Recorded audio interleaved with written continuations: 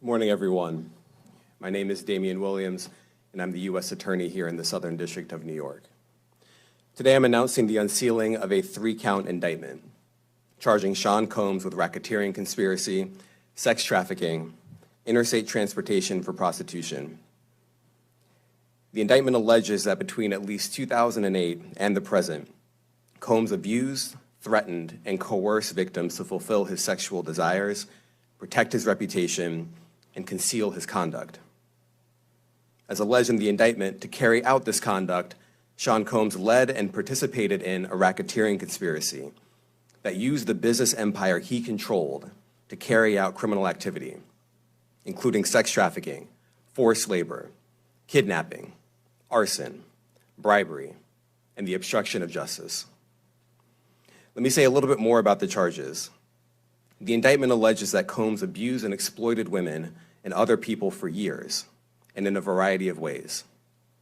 As alleged, Combs used force, threats of force, and coercion to cause victims to engage in extended sexual performances with male commercial sex workers, some of whom he transported or caused to be transported over state lines.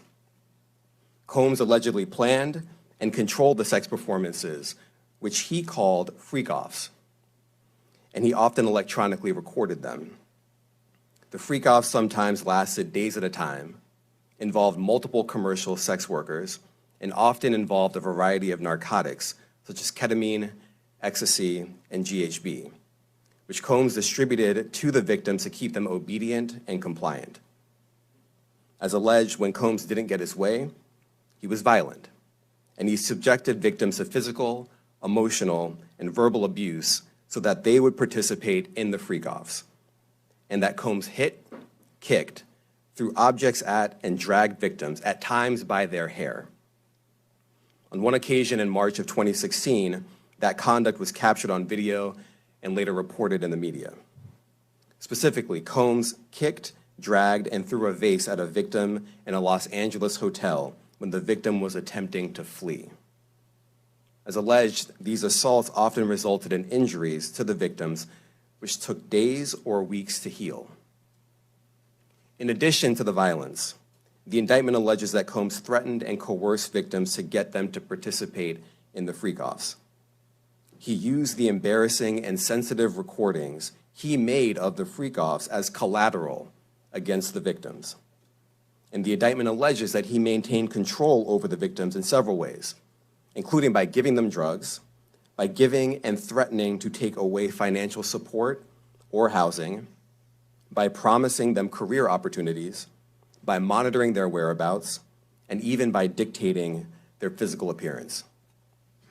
Because of all of this, the indictment alleges that the victims did not believe they could refuse Combs without risking their security or facing more abuse.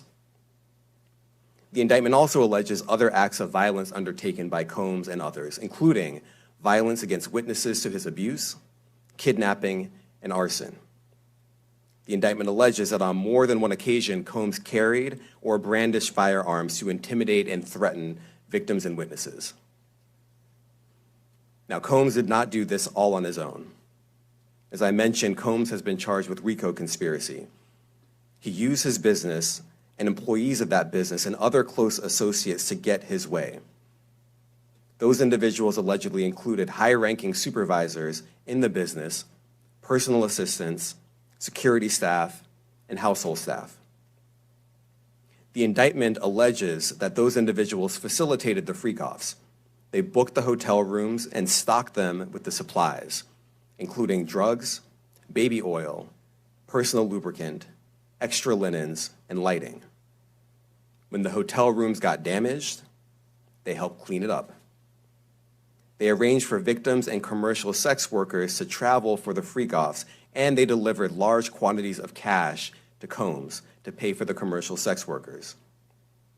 The indictment also alleges that they helped Combs cover up his crimes. During the March 2016 incident at the LA hotel that I mentioned earlier, a member of the hotel security staff intervened, and Combs attempted to bribe the staff member with a stack of cash to make sure that what happened was kept quiet. And as the indictment alleges, in late 2023, after public allegations were made about Combs' crimes, He and others pressured witnesses and victims to stay silent, including by making phone calls to witnesses and victims and giving them a false narrative of what they had experienced. And as alleged, Combs used others to help conceal his abuse by monitoring and preventing victims from leaving a location in order to hide their injuries, or by locating and contacting a victim who had attempted to flee.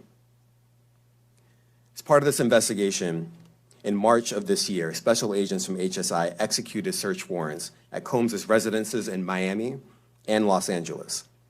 They also executed a warrant for Combs' electronic devices. During those searches, agents seized evidence of the crimes charged in this indictment. They seized firearms and ammunition, including 3 defaced AR-15s and a large capacity drum magazine. They also seized evidence of the freak-offs, electronic devices that contain images and videos of the freak-offs with multiple victims. And they seized cases and cases of the kinds of personal lubricant and baby oil that Combs' staff allegedly used to stock hotel rooms for the freak-offs, more than 1,000 bottles altogether. Here are some of the items that we recovered during the searches.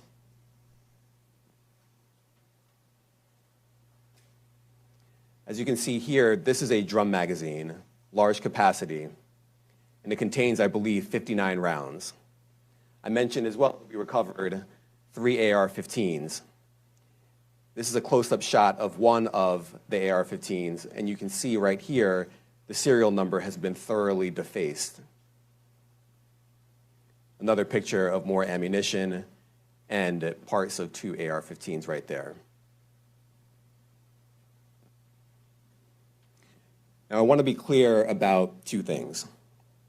First, this office is determined to investigate and prosecute anyone who engages in sex trafficking, no matter how powerful or wealthy or famous you may be. No one should doubt our commitment on that. A year ago, Sean Combs stood in Times Square and was handed a key to New York City. Today, he's been indicted and will face justice in the Southern District of New York. Second, we are not done. This investigation is ongoing, and I encourage anyone with information about this case to come forward and to do it quickly. Anyone with information can call 1-877-4-HSI-TIP. I want to express my deep appreciation for the victims and witnesses who have used their voices and helped bring this criminal conduct to light. We would not be here without them. I also want to thank the dedicated case agents on the HSI Trafficking in Person Squad in New York. They have been with us since day one and have worked tirelessly on this investigation. They will continue to be invaluable partners to us. I also want to thank the incredible agents and analysts from SCNY who have also provided tremendous assistance on this case. I'm deeply grateful for their continued work. And finally, I want to thank the outstanding career prosecutors from SCNY who are handling this case.